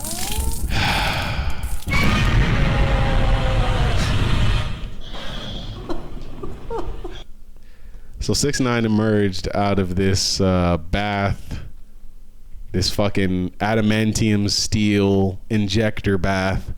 This motherfucker came out, spit water like he was LeBron or some stupid shit. And he played the fucking noise from Jurassic Park like this nigga is a dinosaur or some shit. What kind of goof ass goddamn trailer is that, man? Nigga was trying to scare us with some like Halloween type cursive type font. And then this nigga comes out spitting water looking like a goof and roaring like a dinosaur. I hope everybody enjoyed the 15 minutes. The demon is back. April 15th. I'm the beast they couldn't contain. The industry most hated animal. April 15th. The king of New York is coming back. I'm going back home. Statue of Liberty. Statue of Liberty. Statue of Liberty. Rainbow. Lightning. Water drip. Dolphin brain. Ayo. Gene. Don't get caught on replay. I don't know what the fuck any of that shit means, but there you go. The quote beast unquote is back, and the king of New York, quote unquote. He back, and he coming for the the industry. He coming to kill all y'all, man. You know what I'm saying? He's coming to reclaim his throne, or claim the throne, I guess. Not really reclaim. I don't know if anyone's on top of that New York throne, but I think Lil TJ just came out and said that he was the king of New York after being the prince for like 2 years. And I don't know why. Why would you say you the prince, my nigga? I'm sorry. You just gotta. It's like a pretty boy thing. Like I hate that's so corny. Like that shit sounds like a cornball ass move. Just say you the king. Don't say he had to grow in. You know what I'm saying? Now I was the prince for 2 years. You know what I'm saying? But I had to get into my bag, and now I'm the king of this shit. Like, I actually, now that I said it in that way, it kind of does sound cool, but Man, stand on that. It's corny. He a cornball for saying some Oh Jesus! I don't know if he's a cornball. He kind of a cornball. He's not a cornball, but he's a cornball for saying that. That's a cornball thing to say. Is what I'm saying. 6ix9ine speaks. He says, "When I left and took a break, I didn't say a word to no one. I didn't need to explain nothing. I just did it. I woke up and now I want to take over again. Now get out my way. The king and the yuck is back. Get it? Bow." I added that last part, but you know, that's his energy. You know, his body. 6ix9ine, bang red like Heinz. 6ix9ine's comeback, man. I don't know. I think it's gonna fall in its face, and people are not gonna respect it. People don't respect him. They don't like him. But you know, the European crowd is always gonna be there, so you got to make some music for them. Hey man, get your bag, King. Get your bag. Hey, well, you can't lie though. 6ix9ine is probably the most viewed video Academics has up on his page right now. Or the 6ix9ine the video? most that 6ix9ine video right there. Every 6ix9ine video is probably his most viewed videos. In the most recent videos he has, I promise you. That shit had 200K views just on the video alone, just on that little video. So like Academics, when it comes to like 6ix9ine, like anything he posts on 6ix9ine on Instagram, it does get the people do attract to it. But when was the last time you've seen Instagram or 6ix9ine on Instagram? I haven't seen it in a while. And seeing that's crazy though. People are still flocking to him even after that. We haven't seen no Academic post, nothing. And even before, when he would post 6ix9ine, a lot of people would like and just view it and shit. It's true. I mean, that's 400,000 views for Academics getting almost ran up on. Or, well, a girl pretty much upped a pole, as they say, upped a handgun. What? Academics on Fresh and Fit, and that has 400,000 views, and that was produced 4 months ago, and that's not even on his main page. So wait a minute, you said that 6ix9ine videos have more views? No. I'm just saying on the Instagram post when Academics post on Instagram, that's the most viewed videos he has on his Instagram. Oh, okay. In the most recent day, like in the most recent days, like any 6ix9ine related video will get his most amount of views. Like his followers will view that the most. Honestly, in my opinion, you could be right about that. But that little Dirk shit, damn, that shit got kind of exploded. This 6ix9ine video has 167,000 views, posted 7 hours ago. Meanwhile, Lil Durk uses WWE gameplay footage of him beating up Youngboy at one of his shows. Allegedly, they say. Because we don't really, they say they don't even know if it's Youngboy. And despite this being alleged or not, Nigel, this has nearly tripled the views of the 6ix9ine video. But you gotta, this is beef. This makes sense. Exactly. This is beef. And this is a hot topic. It's a hot, exactly. It's something that we are hearing about now. 6ix9ine just popped out. Look at that video too. The initial video. This is the initial. That was just the reaction. Like, it's crazy. Like 6ix9ine really does get the views, or at least on Instagram, people do flock to his whatever he does. People will view it a lot, and you can compare it to Academics' other like views and likes and shit like that. Yeah, the other mainstays on Academics certainly are not getting as much, it seems like. But let me actually just look into this, because maybe not. Well, we have what is this? 127,000 views. For Kodak Black saying, "Jada, you don't deserve Will Smith. You deserve Yak." This nigga's a demon. Kodak Black is a fucking demon. Nigel, 6ix9ine does still get a lot of views, but I really do think that is mainly. But look at Tory, 75K. Yeah, 75K. But it's just Tory. It's just Tory doing what? Tory a video. Speaks on attempts to blackball him, and this seems like music. That's what I'm saying. But even with 6ix9ine's music, niggas is still. I'm just saying. Okay, but Nigel, think about it. You're saying 6ix9ine popping back out with new music after having not been seen for a while, and you're comparing that to pretty much mainstays of Academics chat or channel.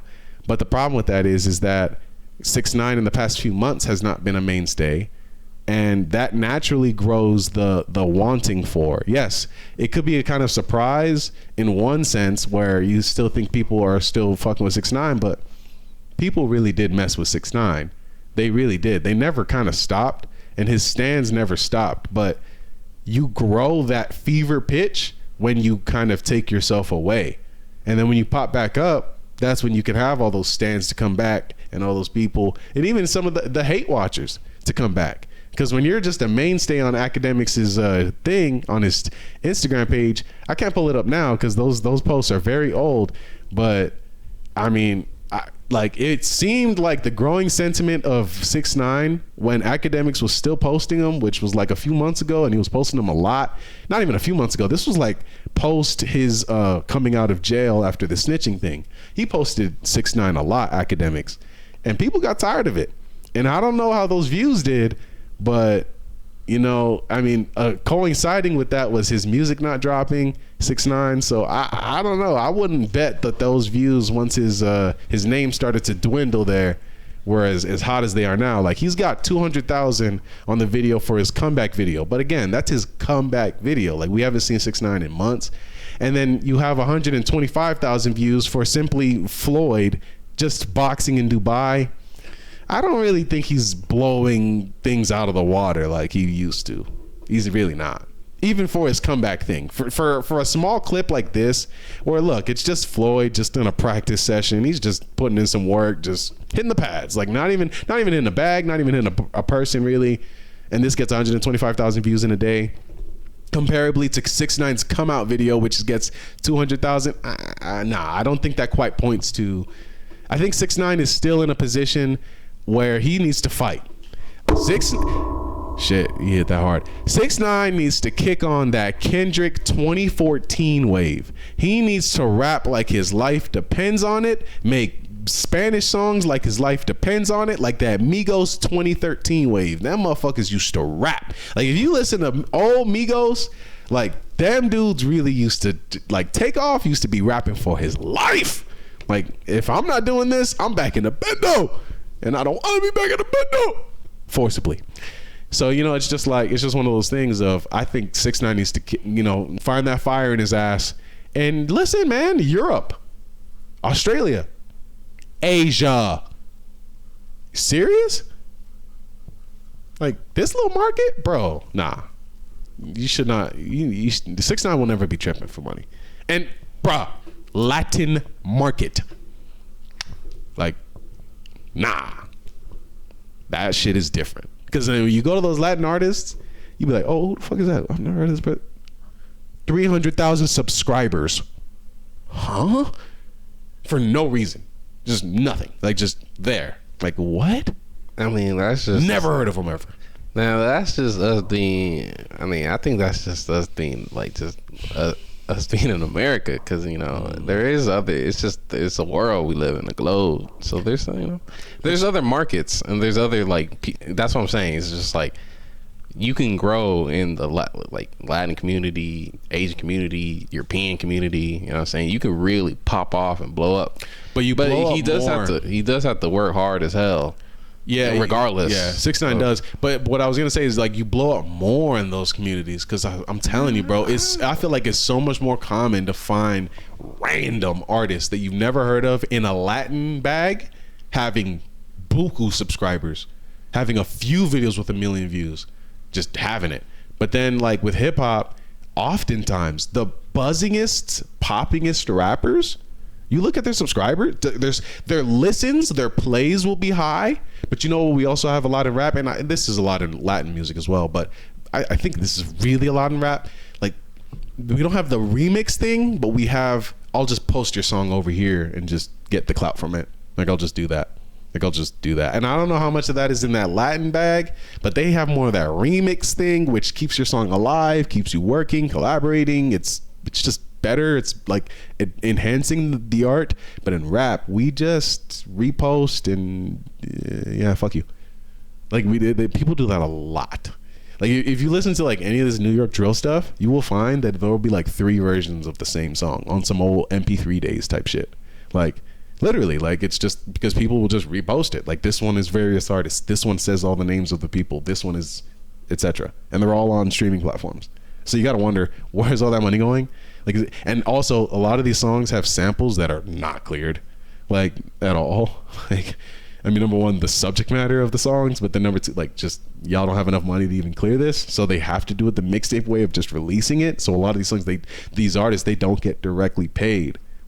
Like, this is a big thing in hip hop. Like, we do things in a way where, particularly because of the internet, you know, LimeWire, you know, instrumental beats, that whole thing, a lot of people lost a lot of money because of, like you see now, many mixtapes being posted from that past 2010s mixtape era, like No Idols, like some of this old Odd Future stuff, like I'm sure there are many other Mac Miller stuff popping up on YouTube Music. Why? Because these samples they used were, y'all couldn't afford it, straight up. And it's the same thing happening with these New York artists. And I just say all of that to say, in the Latin world, no, these guys are just making beats, and then it's a melody, and then it goes. African market, like you just have there's this one beat, and I've said it on the podcast before, there's this one African beat, and it has been used so many times. Just in every Nigerian artist has just made their own remix. Rap does not do that. We don't do that. We just don't.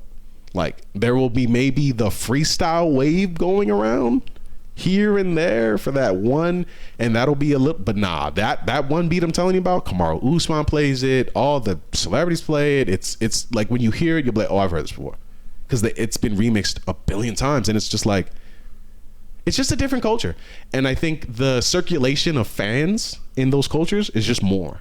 Like in rap, it's just, you have your Brooklyn drill, you've got your Brooklyn, you've got your Bronx, you've got your Chicago drill, you've got your Florida drill, you've got your you have your Jacksonville, then you have your Broward County, and then of course you have your like everybody is just separated, you know? I mean, I think rap was on that lane though, like where people would hop on a beat, on the same beat at one point. Yeah. But it kind of just strayed from that. Like, people they just like, it's just a dead art at least in the rap world. Because I remember, it used to be like, okay, I'll hop on this beat and you'll hop on that beat and we'll just do a mixtape on it. But that mixtape era of rap is just dead and gone. It's just the streaming world. Like, we're trying to get our music onto the stream platforms. And I mean, these drill rappers, like you said, just like these rappers in 2013 when they couldn't get all their music on the Spotify's because they had all these samples and shit. They just gotta now. They thug it out. They got. I mean, you gotta thug it out, try to make it out, and then see if you can get that on the stream platforms, and then or get enough money to clear off your samples, and then boom, you can put it on the stream platform. I mean, even like a person like Joey Badass, his Summer Nights mixtape is not fully on Spotify because of the samples and whatnot that he has on that tape. Classic mixtape. Yeah, that's just some heat. Yeah, but okay. Shit, we got way off tangent. This nigga kind of looked like Yeet. Like, but I guess anyone would look like Yeet. Blue Yeet? But I mean, he looks like a New York nigga, honestly. But Blue Yeet? He looks like a New York nigga. He looks like Blue Yeet. And also, why? Be wearing this shit, like just the ski kind of mask thing on your face. Like, it really is this right here. You could say he's Yeet, but it's really just a New York nigga. Like, just, it's cold. Is 6ix9ine Crippin'? I think he's just wearing blue. A lot of people in the background are also wearing blue. 1, 2, 3, 4. 4 people in the background are wearing some shade of blue. 2 of those people have rags. Hey, man. I wouldn't be surprised.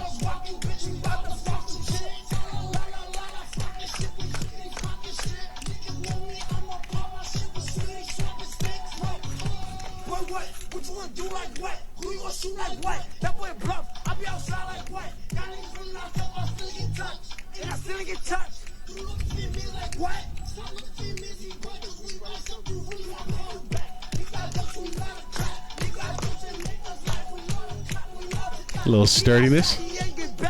I I mean, I don't know if it's getting sturdy. I think it's just. I mean, tried to a little bit there. Just man, little. We saw what 6ix9ine like. Just these New York niggas just be just lively, man. Like these New York niggas just be just dancing and shit, man. Like None of the niggas in this video are dancing though. I know. I'm just saying. None of the niggas in But this they be video getting are at all lively. into He this might shit. be getting sturdy. Nah.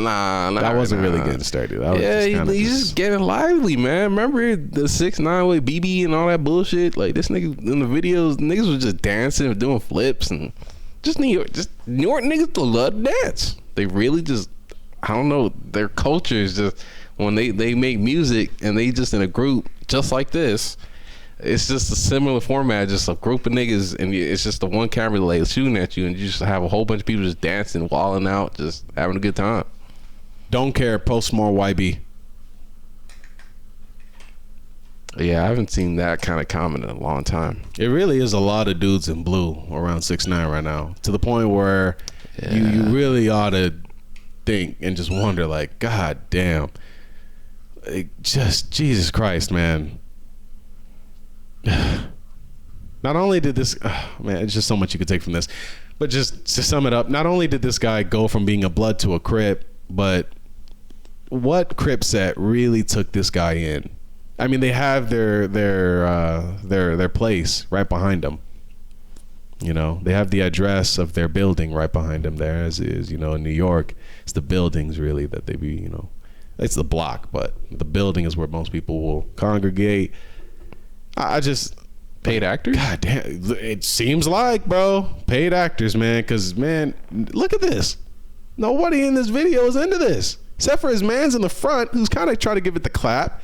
He's trying to do his thing with the little, you know, little clap, but everybody else is just kind of just not into it. When you watch the video, they clapping. They kind of no, they clap only at the part when it's clapping. Like every other part, they're just literally static. Like, look at this. None of them are getting, like, they could get sturdy to this. They could all be having a good, lively time. You be seeing these drill videos, like these dudes really be having a good time. It's only 6ix9ine who's turning up. Like, just look at this silently. They clap, and 6ix9ine's, you know, he's performing. Dudes in hoodies. One dude kind of in the front. One dude knows the song. Just one guy knows the song. One guy.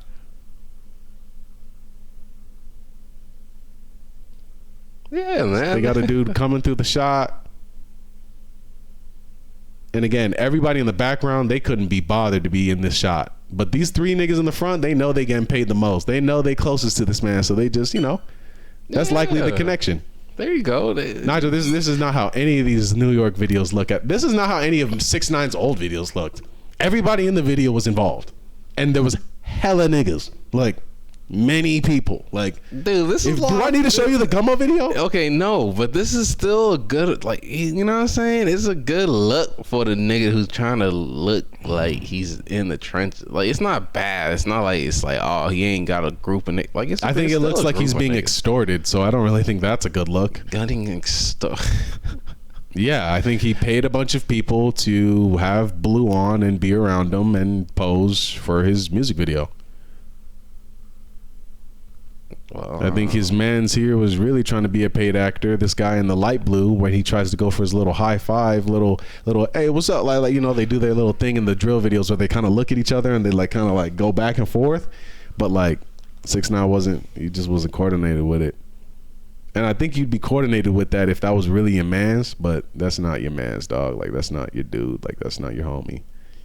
You don't know these people.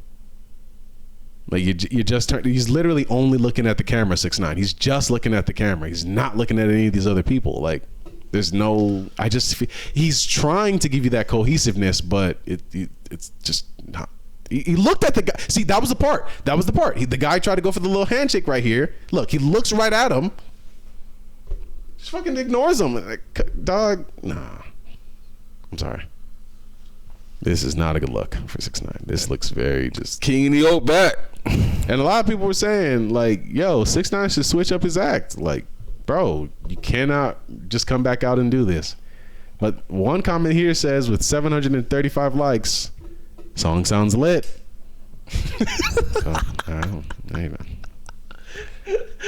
See, Fucking Zoomers, man. He don't get a bag from somebody, man. You know what I'm saying? Niggas gonna love this, man. I'm telling you. 6ix9ine got a future if he can keep it up. Producer holding up the clap sign. That is exactly what that dude walking through the shot was. He was literally a producer holding up the clap sign. Anyway. Whew. All right. Hey, man. We've smoked. We've talked. We've reacted. We will react to the One Piece. I don't think Nigel has read it yet. I'm reading these One Piece leaks. This guy's being a pussy. We could have been reacted to it right now, but nigga, you didn't even tell me you read it. I've been asking you for the past few days. I didn't tell you. Nah. Yeah. When you asked me, when you asked me last, I had not read it yet. But then I had read it after that. Like I literally, the last time you asked me, 5 minutes later, I read it. Like right after that. But you were also saying that you didn't want to read it. So we are going to react to the One Piece next week, which is good, man. I'm talked out. You know, it was a good pod. It was a good UFC. Kind of disappointing though, but yeah. And then there were some stories and there were some talks, and Nigel was here and I was here, and it's all good. Yeah, man. We got through another week of the Rambling Rowgh show. You know, we're here for the people, and the Oi bros and the Australians and you know what I'm saying, everyone in the world, man. We here to talk to y'all. We're here to speak to y'all. Ramble on, as they say. And with that, we gone. Yeah, this is the wrong screen, but it has the chat up, so that's cute. Thank you, Future. Thank you, Bernie. Pot friend. The Keck W is great.